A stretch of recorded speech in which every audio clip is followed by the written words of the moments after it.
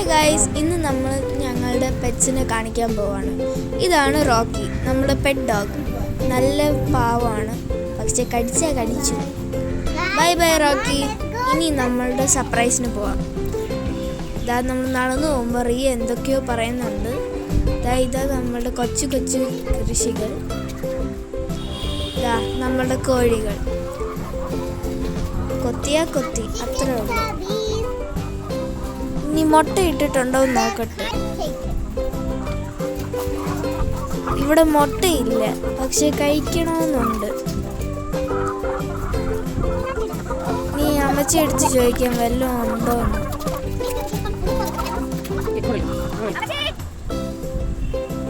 അമ്മ ഫുഡും കൊണ്ട് വരുന്നുണ്ട്. അമ്മ ഇട്ട് കൊടുക്കുന്നുണ്ട് കുറെ പച്ചക്കറിയും ഇലകളും.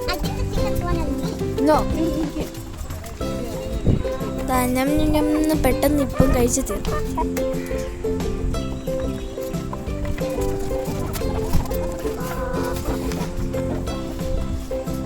മുട്ട റെഡിയായി.